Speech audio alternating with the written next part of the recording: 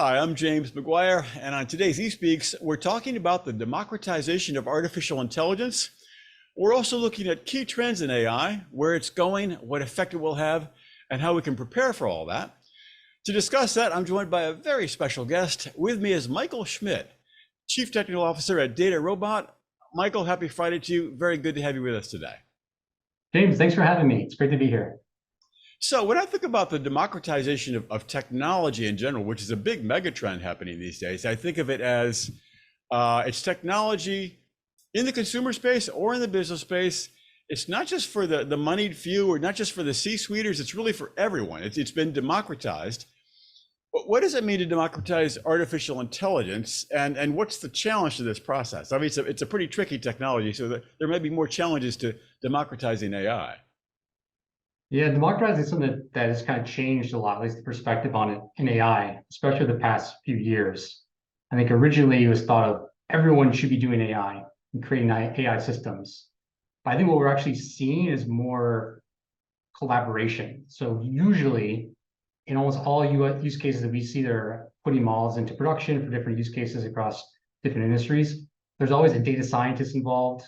There's always a business stakeholder involved. And then always someone in DevOps are involved. And the hard parts, at least what's unlocked more people to use AI is not necessarily the democratization angle of it, but the ability for these different parties to speak the same language and collaborate to get things done. Just It so does I'm take a lot of clear, effort to get I'm sorry to interrupt. AI. When you say different parties, which different parties now? Just to be clear. These are like different people in an organization. So Okay. it Oh, could be okay. data scientists who are experts in algorithms and the data, where it came from. It could also be data engineers, but it's also the business stakeholder sponsoring the initiative and is in charge of like the ROI and the value and costs, as well Okay. as people that are in IT and actually integrating these things into applications. Okay. All these people need to collaborate. In the past, it's been really ad hoc to do that, and it's slowed things down. So it used to take literally years to take an AI use case from ideation into production. Hmm. And what we've seen is as we've gotten better and better at helping these people to collaborate, making it easier to iterate and experiment and analyze the data, the faster they're able to deliver use cases, and the more they're actually able to bring to impact their products and services or efficiencies internally.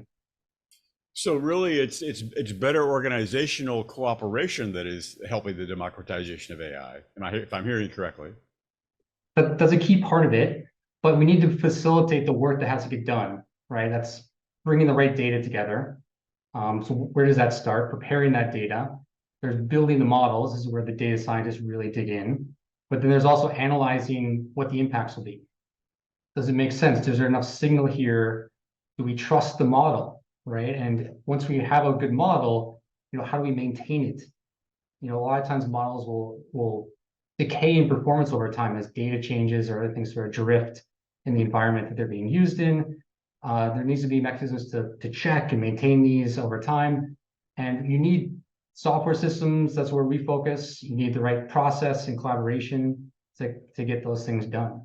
So it's a combination, I think, of maturation of enterprises to go organize and execute on some of these AI projects, but it's also the technologies helping as well. I guess in my fantasy of the process, there might be one or two or three individuals who just decide, maybe even one individual who decides, I'm going to create, add an AI aspect to this application, or I'm going to even create a low end, use low code, no code, and create a bottom end AI, tool, and I can almost do it by myself. Is that too much of a fantasy, really, or might that be sometimes real? I think there are situations where that can happen, and that's maybe kind of where AI kind of started in a lot of organizations. Is they call them the unicorn sort of data scientists. They can do everything from start to end. Mm-hmm. But the more complicated some of these processes get, and the more critical or central or core to the business they want to go pursue and implement, it takes the right checks and the right people involved to really have a large impact. So Mm-hmm. I think the reality today is, more mature companies are a much more collaborative environment. Mhm. Kind of get those Makes things done sense. rather than the lone data scientist tucked away somewhere. But I would say like I think it's different based upon the organization. So I think there's some organizations that are lower maturity or lower readiness to kind of really scale up AI use cases. Mhm. But then we're on the opposite end of the scale. We see a lot of organizations that are highly mature. AI use cases are really distributed across the entire organization and functional units. They'll have even data scientists embedded across every sort of function that is working on use cases with those individual parts of the company. And then ideation and experimentation happens organically.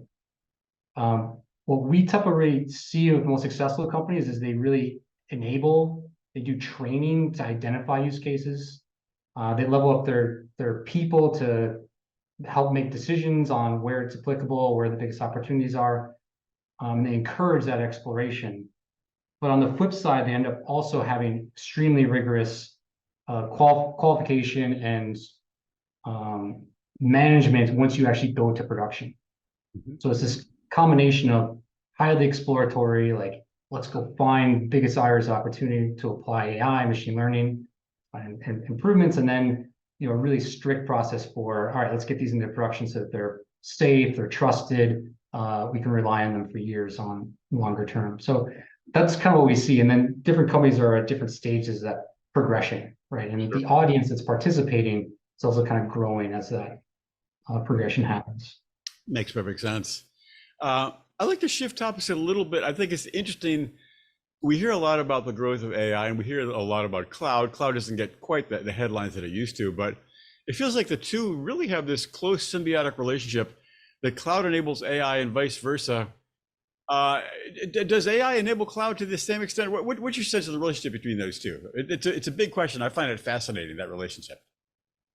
It's an interesting question. So one thing that we see a lot is there's really high importance or demand around flexibility, Hmm. right? Especially with AI, given how dynamic the environment is, like the best technologies, the best models to use, they're changing almost on like a monthly basis, right? And there's not necessarily one platform or one cloud environment that has everything that's needed or is up to date for the use cases you really want to go pursue. Hmm. So most companies have a more hybrid strategy, and A the hybrid cloud in cloud itself gives you strategy, more, right? When you say hybrid, you mean a hybrid cloud strategy?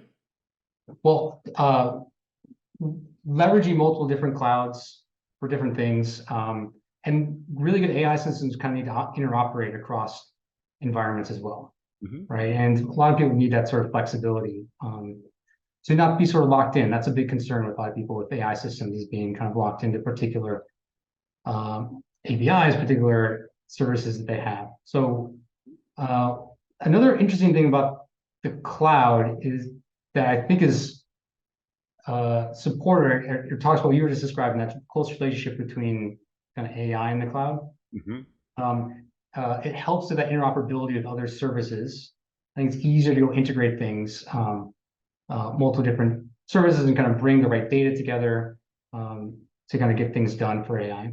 The other aspect to it is a lot of times with the cloud environments, they're just easier to update and maintain, Hmm. right? Especially when you have new releases coming out, new capabilities being released. It's just much easier to go update those. And then also, even people that are on-prem, they also are starting to standardize more and more on what that internal on-prem environment looks like. So looking at OpenShift and having more of an internal cloud as abstraction, so it operates very similarly. You can have the same sort of benefits, as easy upgrades and maintainability as cloud deployments. Sure. I think it makes all the difference that someone is helping with that maintainability. There's professionals there on the cloud. All right, let's talk about DataRobot itself. What are some Sure. use cases of how clients are using DataRobot? Oh man, I mean, one of the There's a cool lot things of them, I'm sure. Yeah. about working at DataRobot is, we're trying to make it easy to develop impactful AI really across industry, right? So there are a few where we really focus and do a lot in, particularly like financial services, banking, manufacturing, retail. Mhm. Ones that are really I find sort of really exciting. So early on at DataRobot, one of the things I worked on was our time series capability. So there's a lot of things in machine learning to help forecast demand Okay. and help automate ordering systems where there would ordinarily be a lot of waste, right? If you go order the wrong amount of things, your prediction of what demand will be for a perishable good, for example, is off.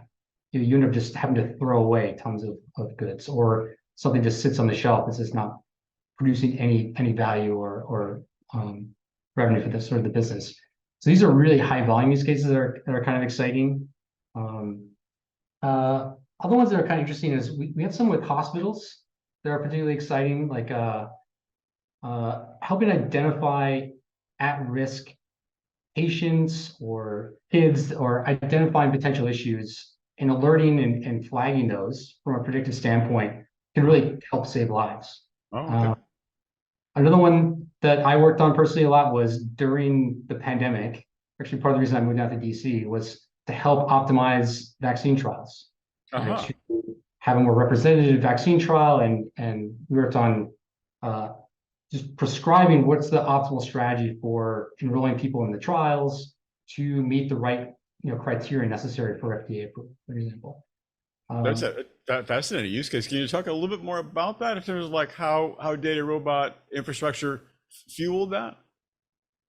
yeah, it was one of the hardest problems I've ever worked on. Probably one of the most humbling as well, because the data we had was very new. It's a new type of data, this case test positivity type of data. How many cases are happening on a county level?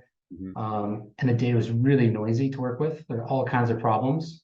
Okay. But we were able to apply basically modern machine learning that can kind of handle a lot of those irregularities more effectively, maybe past statistical models or approaches would do. So it's one of the first opportunities to really see machine learning kind of thrive on a problem like that. But what we do is try to, from demographics, from geospatial information that we know about different parts of the United States and where hospitals are located, where is there going to be the highest prevalence of infections taking place during the actual window of the vaccine trials. Mhm. And there's multiple vaccine trials in the US, so they have different windows, there are different sort of stages. So it's kind of a very unique kind of forecasting problem. We're trying to anticipate, where are the most ideal places to be enrolling now, such that while the trial is running, you get the highest statistical significance. Hmm. That's fascinating, and we need that kind of thing. It's one of the things we really look to artificial intelligence to help us with. When I think of some of the trends going on in AI now, generally, of course, we've all heard a lot about it and played with Chat GPT. It feels like when Chat GPT was introduced in November, in many ways, it felt like a turning point in the history of AI. Even though they've been bubbling under the surface for a long time, and those kind of tools are around in other places, sometimes not as publicly introduced. But that I've heard of a news publication in the past week that expects to use ChatGPT to do a lot of writing. I thought, oh goodness. What is your take on the meaning of ChatGPT and how that fits into the overall arc of artificial intelligence these days? Yeah, ChatGPT, I think, has really captured the imagination of like the public. So I saw a statistic somewhere, something like 30% of business workers actually try ChatGPT in one form or another. Like it's Right. incredible It how is. much attention it's gotten, and I think it is a significant milestone. I mean, if you look at AI machine learning, historically, it's gotten extremely good at prediction, right? And this can be used for predicting how many COVID cases there's going to be, how much demand for a product there's going to be, what's the likelihood of default on a loan, what's the probability that a transaction is fraudulent or not. Like these are use cases that we do all the time in DataRobot that are AI machine learning does extremely well in. But an area that where they really have not done as well in AI in general has really been on content generation. Like it's Right. usually pretty easy to sniff out, or if you're interacting in a conversational environment, you can quickly kind of tell you're working with a computer. You can hit the edges pretty quick. Sure. You can still do that with ChatGPT, right? You'll see where kind of the edges are, but it's also surprisingly good or better than we've had before. Hmm. And I think it's captured the imagination of kind of what's possible. These types of models are going to start to better over the next few years as well. Sure. Um, but there's also concerns with them as well. Like it's hard to kind of validate them and trust them. It's hard to really can't know the totality of data they're actually trained on, Mhm. and how safe are they to use in different scenarios, especially ones where you have a really high regulatory bar, for example. There's a lot still to be kind of figured out, Mhm. but it's exciting to kind of see. It's kind of unlocked potentially new use cases or applications in AI that you really haven't really seriously considered in the past, but now people are starting to kind of consider. Right, right. From our perspective, it's fundamentally a model, right? And we see our role in this is trying to help take different models, whether it's XGBoost or one of these large language models, and help apply them to different use cases to kind of realize value from them. So a lot of the work that we're doing through our partners, including around some of the recent developments of capabilities with OpenAI, Mhm. is figuring out how to apply that in a safe and trusted way for very specific use cases that people actually want to do Mhm. in the enterprise. Well, let's zoom out from that particular model and look at the larger idea of we'll look a few years, maybe several years downstream. What is a key trend and or a milestone that you see driving the future of AI in the enterprise, and how can companies get ready for that now? Hmm. Big I big think question indeed. Yeah.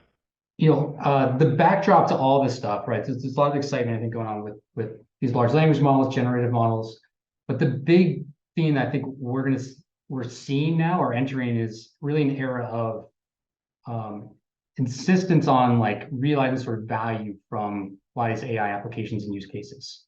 Mhm. So in the past couple of years, it's just been an enormous amount of like experimentation happening Mhm. and enablement, gathering. Companies always had data, but not necessarily like the right uh, data and availability to really go solve use cases. But now a lot of companies are being, especially in the economic environment we're under right now, Mhm. really high scrutiny on what's the business use case and how do they go validate and measure value. Right. So I think we're in an era right now of really sort of really heavy focus and emphasis on sort of value driven, value centric AI. And then there's a really high bar now to really to go and make sure you're pursuing AI use cases that drive the most value. Not So necessarily, yeah, go go ahead. ahead. Yeah, please. I was going to point out like just an anecdote. Well, a lot of Yeah. times when we meet with customers, there's a tendency and a lot of excitement in going around going after maybe the highest impact, uh, most complex use case that they have in their business that could have the highest possible impact. Hmm. But uh, usually that's not the right place to start Hmm. because there's so many use cases that we know have a really high reliability and actually really high ROI that we've seen multiple times over. So one of the things that what we try to do when we work with customers is bring kind of that AI expertise, which is that experience of, all right, we need to do a churn prediction use case to help identify and help customers that are struggling. We've done that 100, 200, 300 times. We know exactly what type of data you need, exactly how that needs to integrate into different processes of the business, even though every business is different. Hmm. And there's so many things that can kind of go wrong besides just the modeling the data that AI expertise can help do. So we try to help advise different organizations to lay a foundation of these really valuable and really reliable AI use cases before you go build like, all right, let's go tackle the hardest, most Right. central use case in your organization. Um, Yeah, I mean, I think that's a really important point, I think, because I think a lot of businesses have gotten involved with AI, they've gotten excited about it. They've created these things that might be sort of expensive science experiments. They're interesting, but they don't really quite work and they need to be written off as a learning experience. So you're really saying don't necessarily go for the biggest, hardest case, get that low-hanging fruit that you can definitely make gains for and then build on that. Am I hearing you correctly there? Absolutely, and really, there's no excuse not to, because we know what use cases are kind of the most valuable and really the fastest time to value. And some of Hmm. these use cases could have multi-million ROI in the first several months, and you can actually set them up and deploy them in less than a month, right? Aha. And really, the biggest barriers there are some of the sign-off process and change management that goes into actually deploying a use case rather than actually the technology itself. That is fascinating. I think it's an important point for all companies to be aware of. So it's not so much the AI technology, it's the very human decision you make as to which model to deploy. That has as much influence on whether or not you succeed as to the actual technology does. Yeah, absolutely. I think another thing we see with really successful companies is usually there's an executive sponsor involved that's helping motivate and build momentum behind the AI use cases. Because it is really a strategic direction for a lot of companies. And there is risk involved, right? A lot of it, you might be changing processes, you might be integrating AIs into stuff that has not been integrated before. And it's really important to have that, not just the oversight, but also the sponsorship to say, hey, we think this is actually going to have a really large strategic value for us. Let's keep pushing forward on it, right? And manage it effectively. Michael, it's a lot of fascinating stuff. It's definitely going to be a very interesting sector to watch in the years ahead. Appreciate you sharing your expertise, and I hope you come back and talk with us again sometime. Absolutely. James, thanks again.